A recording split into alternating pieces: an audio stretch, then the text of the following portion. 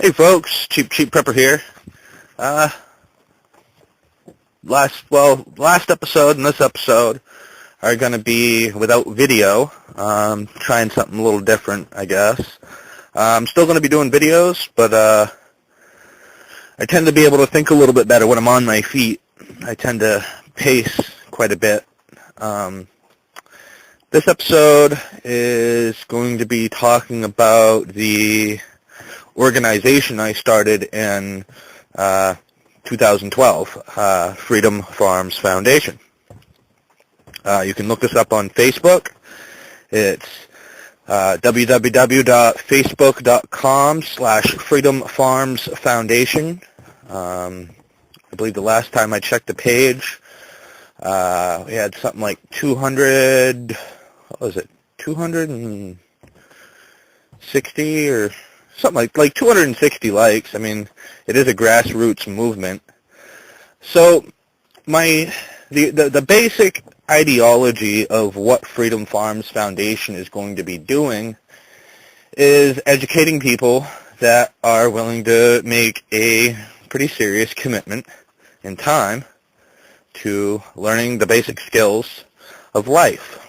You know, I always ask people when I'm talking about Freedom Farms Foundation, I ask them, what's the one thing we need 3 times a day, every day of the week, all year long? Food.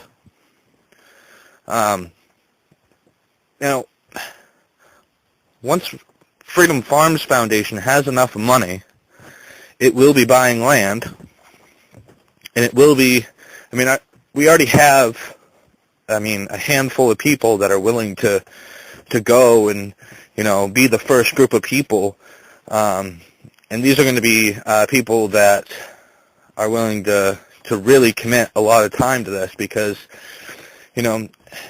it's loosely based on Job Corps. You go and you learn a certain skill set. What Freedom Farms Foundation is going to do is basically your first year is just learning scheduling of when to plant certain items, learning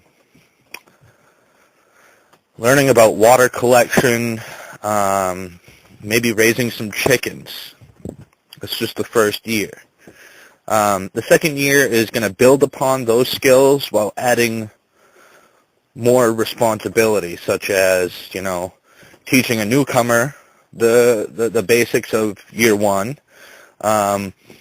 possibly learning how to hook up a solar panel kit. Like, I know Harbor Freight has a pretty cheap kit out there, and it has just about everything you need. It's usually runs somewhere between like $180 and $240, depending on whatever price they set.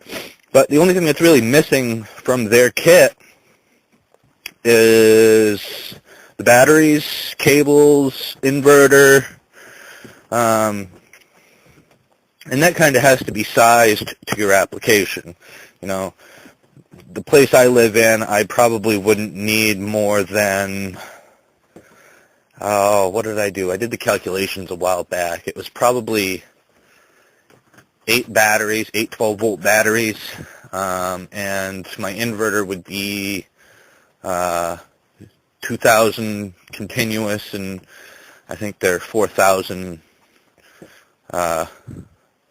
surge, whatever. I'm not really sure. But beyond that, I'm wholly committed to this project, so I would be, permanent full-time. As I learn, I'll be teaching others what I've learned. It would be kind of like a farm core co-op type situation. The people that are learning as they graduate through the program will be teaching those that come after them. And something that I wanted to do with Freedom Farms Foundation was to get into urban areas. As some people who know who I am, last year, about this time of year, my brother and I, well, street brother, he's my brother, Pugsley, we went on a little bit of a tour for Freedom Farms Foundation. And every day was promoting Freedom Farms Foundation and what Freedom Farms Foundation was going to be doing. At one point, we had made our way to Boston, Massachusetts, and we were sitting on the sidewalk one day, just killing time, and I looked up, saw that, the area of Boston that we were in, the buildings were between 5, 10 stories, whatever. But there's nothing on the roofs. There's no production of anything on the roofs. There's no business. There's no, it's basically a wasted space. And even in smaller cities like Portland, Lewis and Auburn, Nashua, New Hampshire, Manchester, New Hampshire, Bangor, Maine, even in the more rural towns, Old Town, Maine, Dover, Foxcroft, Maine, there's still buildings in those towns that have rooftops that do nothing. And my idea was to do rooftop ranches. If there's somebody in the town that needs some extra work or wants to do a crop share, they could work with the owner of the building and kind of work out a deal so that the lower income bracket people could grow, whatever the investors wanted them to grow, and the workers would get a percentage of it. There's a lot of crop share programs in rural areas, so why not do it in urban areas where there's a lot more access to mass transit and other types of transportation. I mean, if you lived in Portland, Maine, or if you live in Portland, Maine, you can see that, if you walked Congress Street in Portland, Maine, from, let's see, say, Town Hall to, what's up on the other side there? Maybe to the hospital? Is the hospital up that way? Yeah, something like that. But there's a lot of good-sized, decent-sized buildings up there. And I'm sure if a group of dedicated people wanted to start some kind of rooftop ranch situation, they could convince the property owners to do it. I'm sure there would be some, permitting issue or whatever, but, and if the city wouldn't allow it, then you could probably bring it up as a referendum issue for the city. And that could be done in any town.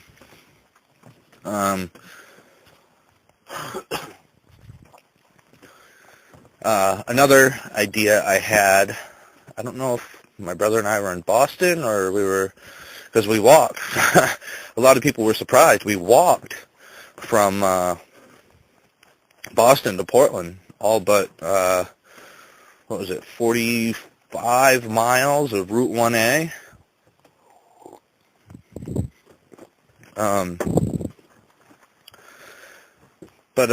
Anyways, I called it and it's in the About section on the Freedom Farms Foundation Facebook page, and it's called the Land Utilization Project. You go to some of these larger cities, and you see a lot of underutilized or, rundown properties or locations, and, especially, underutilized areas. There's areas of town that aren't big enough to put a building on, but could easily support, a small garden. And, especially like when we were in Portland, I saw a lot of areas that could be utilized. Like the interior areas of, what's it called? Excuse me. When you get off the interstate, there's kind of a loop, and inside that loop, that's usually a pretty good size area. Excuse me. And usually at a I don't know what it's called. an exchange. There we go. And at most exchanges, there's 4 different loops. Sometimes 3, sometimes 2, but whatever. There's enough area there usually to have quite a productive plot of land. And even if there's not a whole lot of, close to downtown types of underutilized areas, you could work with a nonprofit or for-profit, whatever, to gain access to, what do they call it? Not abandoned property, but it's, now I can't think of the word, but basically a property that's owned by somebody but is run down, not used. When we were down to Portland, we were, kind of illegally hanging out at it was an old scrapyard. It was technically fenced off, but we could get in there. But that property could have easily have been an alternative housing situation for the homeless. It had a garage bay, which was, I don't know, probably 30 foot by, well over 12 foot. But and then it had a little office space, and then an upstairs room situation. And it could have easily been made to be handicap accessible. Am I still recording? Yeah. But, and then, the amount of property that went with the building, it was just immense. It probably wouldn't have fully supported the food needs of the people living there.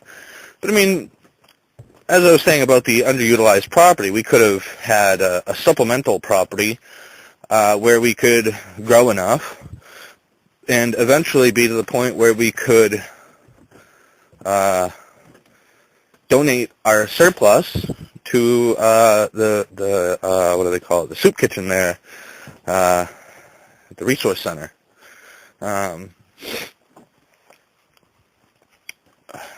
But there's a lot of possibilities and too many requirements of permits and licenses. Even if it was, a gentleman's agreement between the town or city and a group of people saying, these are the rules that we will follow, and, especially in the underutilized areas at the freeway exchanges, you'd have to pay attention to traffic and all this other stuff. But it could easily be done. Kind of like an urban homestead act, You set up a little tiny farm or 2 in the freeway exchange areas, and, people could, you could set up a farmer's market. I don't know how many people that are listening to this know that the freeway exchange by the Hannaford's, close to downtown Portland, you can set up a farmer's market right in the parking lot. You just make an agreement with Hannaford's, or whatever it is, Shop and Save, whatever. And, you could, probably at some point get somebody to get some kind of license to sell meat to Hannaford, Shop and Save, whatever that store is. But it could be a very, lucrative business for the people that are in the lower income brackets.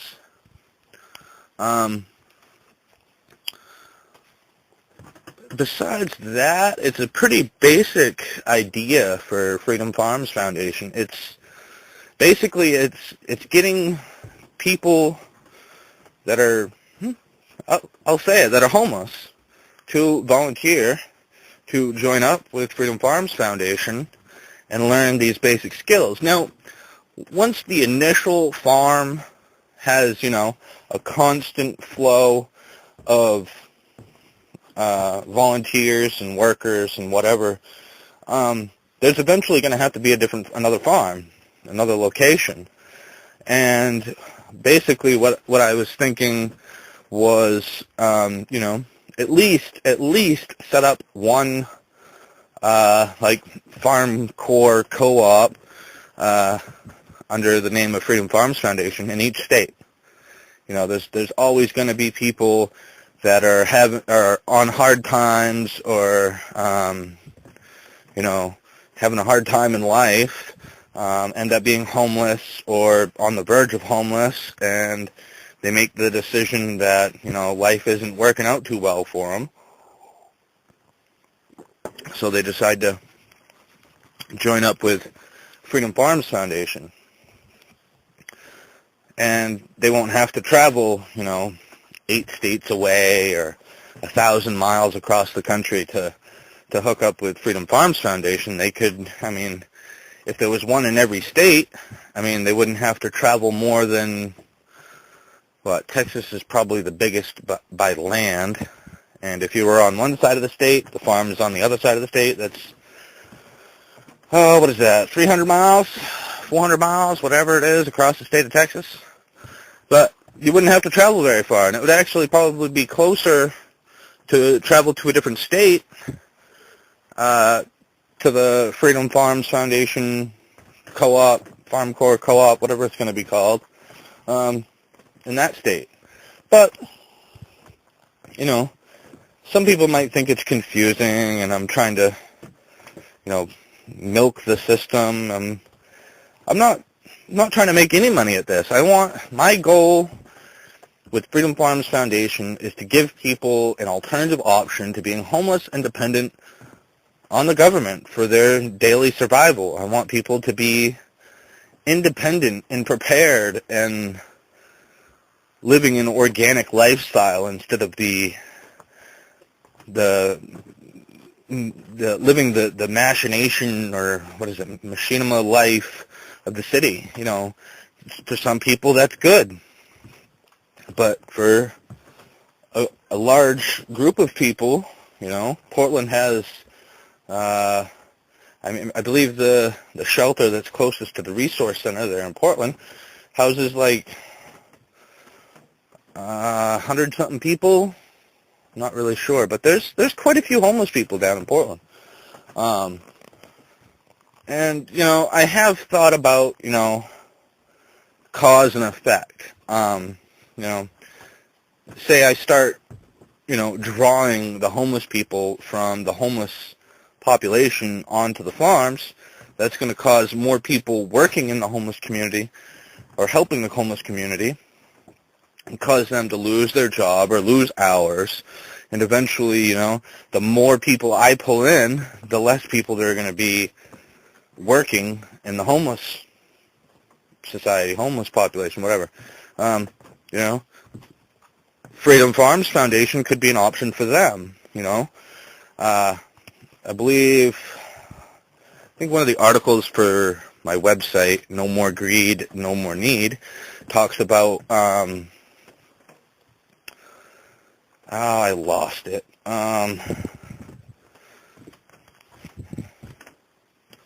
Hold on, I gotta open up folders and close folders, and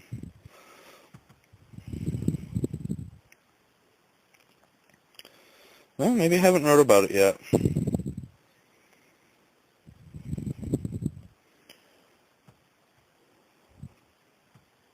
But basically, what it's going to do is basically kill two birds with one stone. You have uncontrollable spending by the government.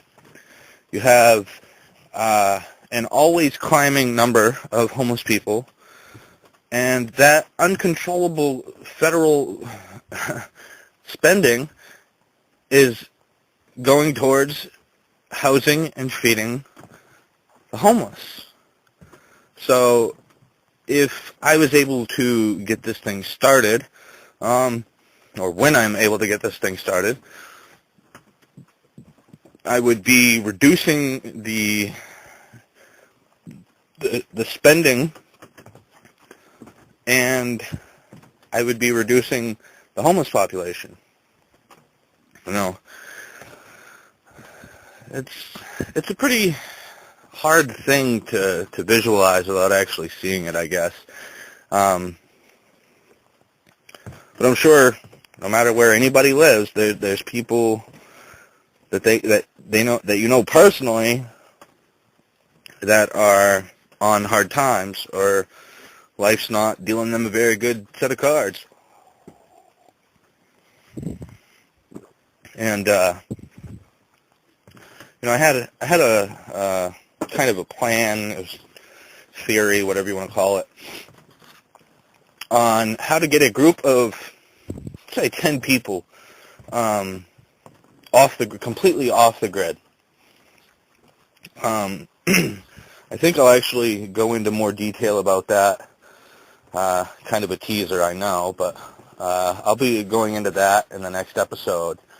So I guess until the next episode, or until next time, God bless you and yours.